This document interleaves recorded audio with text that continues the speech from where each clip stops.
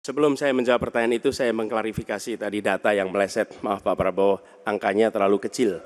Bukan 320 hektar, tapi 340.000 hektar. Saya klarifikasi. Kemudian itu pun salah. Melanjutkan.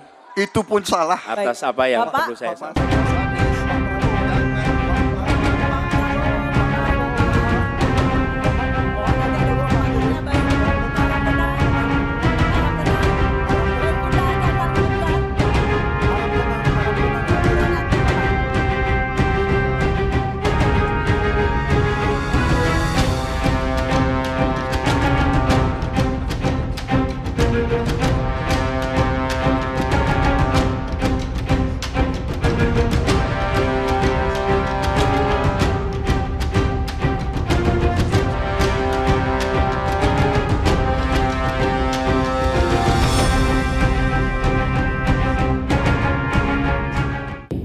Kami Bawaslu sudah menerima laporan tersebut.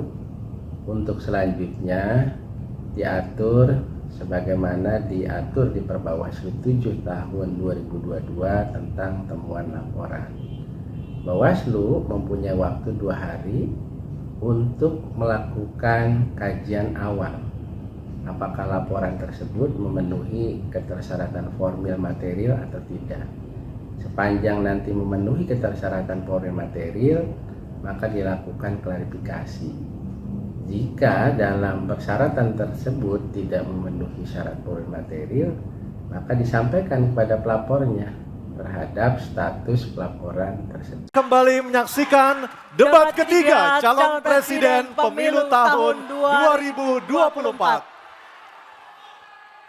Baik, harap tenang. Harap tenang. Tenang dulu. Acara harus kita lanjutkan terlebih dahulu. Para hadirin, Bapak dan Ibu sekalian, kita sepakat ya untuk menjaga ketertiban. Baik, kepada 3 calon presiden, Bapak Anies Baswedan, Bapak Prabowo Subianto, dan Bapak Ganjar Pranowo dimohon maju ke podium. Kami persilahkan. Dan pada segmen kedua ini, calon presiden akan menjawab pertanyaan yang telah dibuat 11 orang panelis yang telah dipilih oleh KPU yang berada di sebelah kiri dan kanan saya. Dan selain menjawab pertanyaan dari panelis, masing-masing calon presiden juga diberikan kesempatan untuk saling menanggapi dan saling merespon. Dan perlu kami sampaikan lagi, subtema debat malam hari ini ada 6. Yang pertama sesuai dengan yang ada daftarnya di depan saya, politik luar negeri, geopolitik, globalisasi, hubungan internasional, keamanan, dan pertahanan. Hadirin sekalian, pada segmen pertama penyampaian visi misi dimulai dengan calon presiden nomor urut 3, maka di segmen kedua ini pendalaman visi misi dan program kerja akan dimulai dengan calon presiden nomor urut 1. Dan kami persilahkan Profesor Angel Damayanti, salah seorang dari panelis untuk mengambil pertanyaan subtema di dalam fishbowl. Dan nanti diperlihatkan Bu Angel ke moderator dan ke kamera. Pertanyaan apa yang diambil oleh Ibu Angel Damayanti? Pertahanan. Baik. Dan selanjutnya panelis Ibu Kuri Safitri untuk mengambil undian daftar pertanyaan dari fishbowl. Ya, silakan Bu. Ada A, B, atau C. Kita tidak tahu apa yang diambil hurufnya. Huruf C. Oke, baik. Pertahanan huruf C. Baik, saya ambil ini A, B, C. Baik, kita akan buka amplop pertanyaannya. Pertanyaannya masih disegel ya. Bapak Ibu yang di rumah juga bisa melihat pertanyaannya masih disegel. Dan kami ingatkan para calon presiden untuk mendengarkan dengan seksama Bapak-Bapak karena pertanyaan tidak akan kami ulang, hanya akan kami bacakan 1 kali. Silakan dibuka Anissa, Baik. lihat apa isi pertanyaannya. Baik, pertahanan huruf C ya. Ya, pertanyaan untuk calon presiden nomor urut 1, Bapak Anies Baswedan. Pertahanan negara yang tangguh dapat dicapai dengan memanfaatkan teknologi siber, kecerdasan buatan, dan satelit untuk informasi geospasial. Pertanyaannya, apa kebijakan paslon untuk mendapatkan akses teknologi dan pengembangannya guna memperkuat pertahanan Indonesia? Waktu menjawab selama 2 menit Pak Anies dimulai dari Bapak berbicara, kami persilahkan. Terima kasih. Sebelum saya menjawab pertanyaan itu, saya mengklarifikasi tadi data yang meleset. Maaf Pak Prabowo, angkanya terlalu kecil. Bukan 320 hektar, tapi 340.000 hektar. Saya klarifikasi. Kemudian Itu pun salah. melanjutkan Itu pun salah. atas apa yang Bapak, perlu saya sampaikan. Mas Anies, Pak itu Prabowo, jangan Pak Prabowo, data Pak yang Prabowo, salah. Pak Prabowo, mohon maaf, ini mohon nanti tenang ada dulu kesempatannya, hadirin. baik. Mohon tenang, Harap tenang. mohon tenang, Harap tenang. harap tenang, Baik, kita akan lanjutkan. harap tenang Ya. hadirin. Silakan, Bapak. Baik, ini adalah salah satu ancaman non-tradisional yang makin hari makin nyata dirasakan di Indonesia. Kita merasakan keluarga-keluarga kita, HP, komputer, menghadapi tantangan hacking. Karena itulah menurut kami perlu sekali kita membangun satu struktur pertahanan cyber yang serius. Dan ini tidak cukup dengan memberikan tugas pada sekelompok orang. Satu adalah dengan membangun satu sistem yang komprehensif, perencanaan komprehensif yang melibatkan seluruh lembaga termasuk komponen masyarakat. Yang kedua adalah pengadaan teknologi-teknologi terbaru, tapi kuncinya bukan semata-mata pada teknologinya. Kuncinya adalah pada pelibatan semua secara semesta.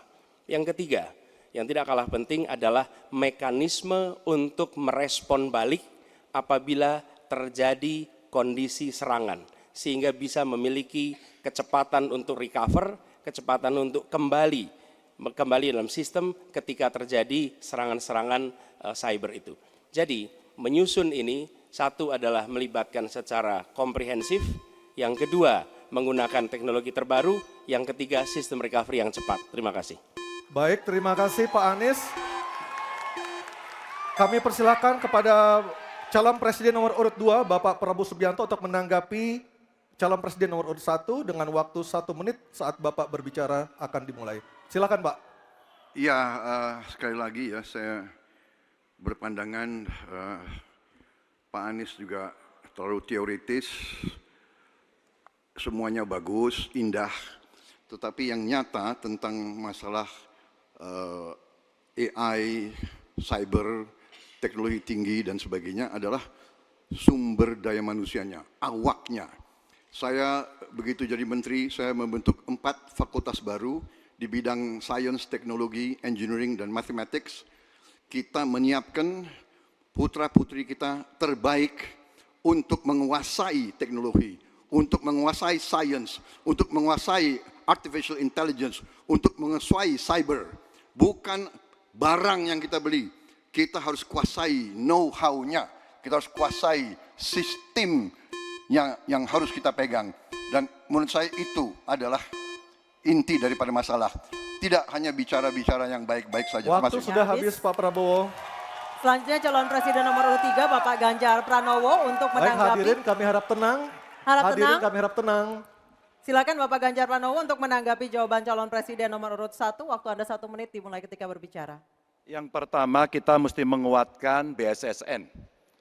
Dan kita penting untuk membuat security system yang baik. Bahkan selain membangun SDM dan infrastruktur yang baik, maka kecepatan internetnya dan coveragenya harus tinggi.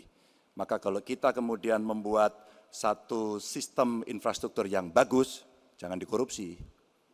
Ini yang kemudian jadi persoalan. Maka tidak pernah selesai. Dan tentu saja LPDP itu punya potensi yang sangat tinggi untuk memberangkatkan orang-orang, anak-anak hebat ke sana. Namun demikian, ketika mereka sudah balik, mereka mesti diberikan ruang untuk bisa bekerja. BRIN bisa kita libatkan. Ya, mereka bisa membuat kolaborasi yang sangat bagus. Bahkan kemudian pengamanan di kepolisian, saya kira perlu cyber institution yang dipimpin oleh Jenderal Bintang 3. Dan kita perlu duta besar cyber. Baik, masih ada sisa waktu. Ya. Baik, cukup. Dan sekarang Harap tenang. hadirin harap tenang, kita berikan kesempatan kepada 3 orang capres kita untuk berbicara. Kami persilakan pada Pak Anies untuk menanggapi 2 capres sebelumnya. Silakan Pak Anies, waktu Ya. 1 menit. Memang benar, membangun sistem itu salah satunya. Satu adalah perangkat lunak, satu adalah perangkat kerasnya.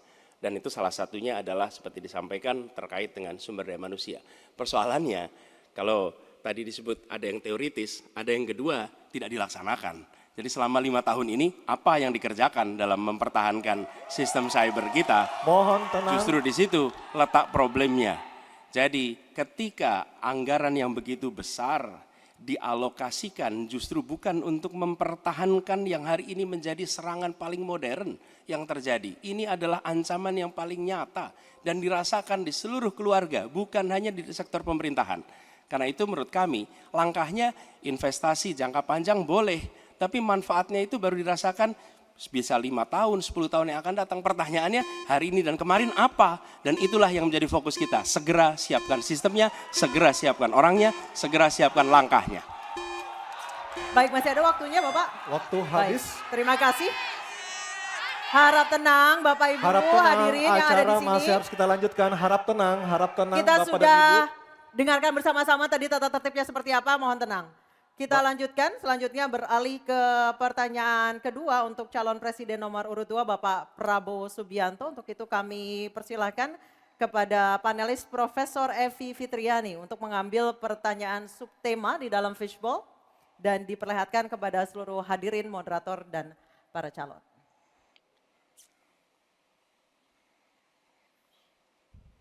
Tema apa yang diambil oleh Ibu Evi? Kita lihat bersama-sama. Hubungan internasional. internasional. Baik, saya akan mengundang Ketua Panelis Profesor Hikmahanto Juwana untuk mengambil undian daftar pertanyaan dari fishbowl di sebelah kiri saya. Silakan Profesor Hik. A, B, atau C? Subtemanya hubungan internasional? C. Hubungan internasional C. Oke. Baik, kita Ambil. akan lihat hubungan internasional C. Ya, Baik, terima silakan kasih. Anissa. Masih tersegel. Masih tersegel dengan rapi. Bapak Ibu bisa melihat masih tersegel dengan rapi. Kita akan buka amplop pertanyaan sesuai dengan undian. Kami ingatkan kembali para calon presiden untuk mendengarkan dengan seksama karena pertanyaan tidak akan kami ulang. Pertanyaan untuk calon presiden nomor urut 2 Bapak Prabowo Subianto. Sebagai inisiator Dasar-Sila Bandung 1955, Indonesia menginspirasi dunia dalam membangun kerjasama selatan-selatan. Pertanyaannya, apa strategi paslon untuk menyusun peta jalan yang lebih konkret dalam memperkuat kerjasama tersebut? Waktu Silakan. menjawab 2 menit Pak Prabowo, kami persilahkan. Baik, dalam hubungan internasional yang utama bagi Indonesia harus tentunya kepentingan geopolitik kita dan kepentingan ekonomi kita. Karena itu yang utama adalah kita harus memperkuat ekonomi dalam negeri Indonesia. Kita harus menjaga kekayaan kita harus mengelola kekayaan kita harus hilirisasi supaya nilai tambah berpuluh-puluh kali naik. Kita kumpulkan kekuatan aset-aset dan keuangan kita sejahterakan rakyat kita, baru kita akan disegani, kita akan didengar oleh semua negara, terutama negara-negara selatan. Kita sekarang pun sudah jadi panutan bagi banyak negara di Afrika. Begitu banyak negara di Afrika sekarang melihat ke kita, datang ke kita, minta belajar dari kita, karena kita dianggap negara selatan yang cukup berhasil.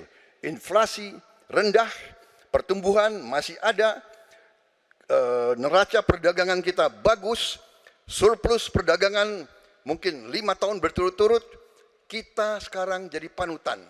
Jadi leadership kita di dunia, di hubungan internasional akan tercermin dan terimpak oleh keberhasilan kita mengelola kekayaan kita, menghilangkan kemiskinan di negara kita, rakyat kita, meraih teknologi, menjadi negara industri, itu yang akan membuat kita memimpin dunia selatan.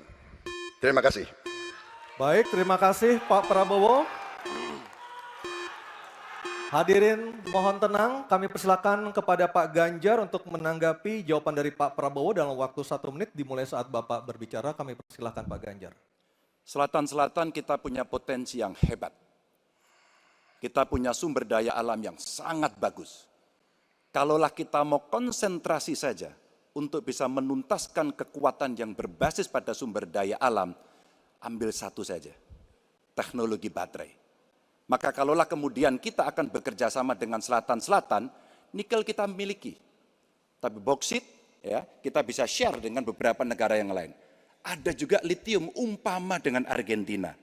Maka kalau kemudian ini kita konsentrasikan penuh, betapa kekuatan ekonomi akan besar, ini menciptakan lapangan kerja, dan kita menyiapkan jemput bola SDM yang unggul untuk bisa meraih itu, dan kekuatan itu akan berimbas kepada rakyat kecil. Satu, butuh lapangan kerja. Dua, dia butuh daya beli yang baik. Dan yang ketiga, mereka butuh pekerjaan karena ada lapangan kerja yang disediakan oleh pemerintah. Baik, waktunya habis. Baik. Harap tenang. Harap tenang. Selanjutnya giliran calon presiden nomor 1 Bapak Anies Baswedan untuk menanggapi. Waktu Bapak 1 menit dimulai ketika berbicara. Penjelasan tadi tidak menggambarkan tentang peran Indonesia di selatan-selatan. Itu hanya menggambarkan apa yang disampaikan Pak Prabowo tentang bagaimana kita membangun Indonesia. Dan ketika kita membangun dengan baik tidak otomatis lalu jadi contoh.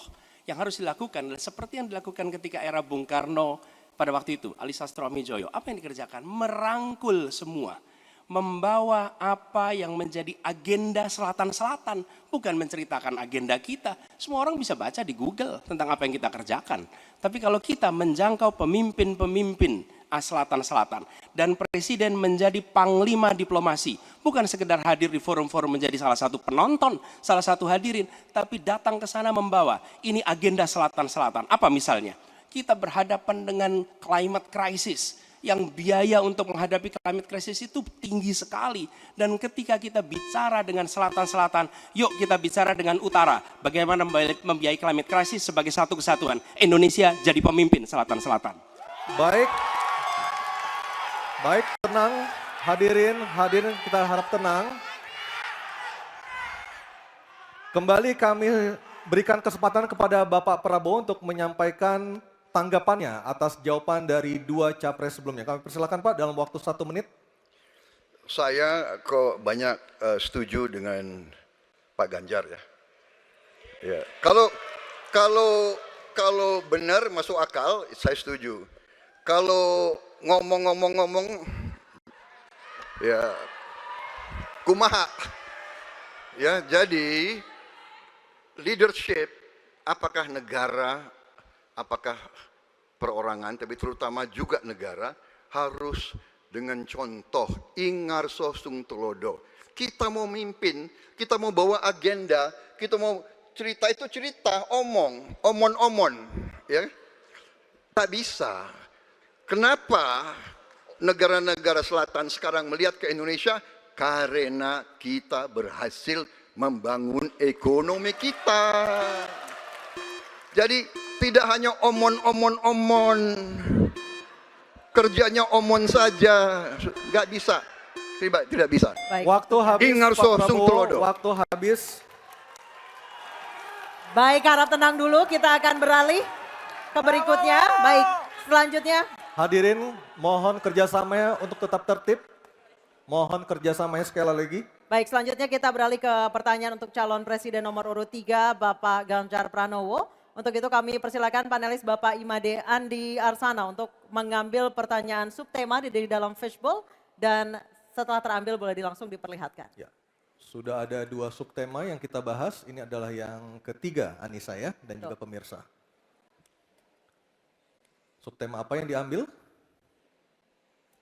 Keamanan. Keamanan. Baik. Untuk melengkapinya saya akan mengundang panelis Dr. Ian Montratama untuk mengambil undian daftar pertanyaan dari fishbowl di sebelah kiri saya. Kita akan lihat huruf apa yang diambil oleh Dr. Ian Montratama. Huruf C. Oke. Keamanan huruf C, Anissa. Keamanan huruf C. Di Oke. depan, iya. C. Masih tersegel. Masih tersegel. Oke, silakan Aryo. Baik, saya buka keamanan huruf C.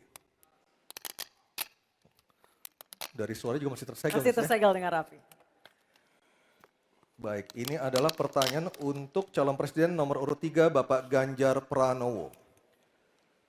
Kewenangan institusi di sektor keamanan sangat penting, namun masih terjadi tumpang tindih. Pertanyaannya, bagaimana komitmen paslon terhadap penataan institusi pertahanan dan keamanan? Terima kasih. Membereskan yang tumpang tindih. Dan itu harus dimulai dari pemimpin yang punya komitmen untuk membereskan. Siapa dia? Pemimpin tertinggi, Presiden. Maka kalaulah kemudian kita bicara pertahanan yang ada di laut, maka sekian lembaga yang ngurus laut mesti disatukan dalam sebuah wadah Coast Guard. Ketika kita bicara keamanan dan tumpang tindih, maka keamanan wilayahnya ada di kepolisian. Saya mengapresiasi umpama dalam konteks terorisme, 2023 relatif tidak ada. Kita berikan apresiasi itu kepada kepolisian. Ketika kemudian terjadi pada situasi belahan Indonesia yang lain yang membutuhkan, katakan bantuan dari TNI, maka disitulah kemudian on call mereka.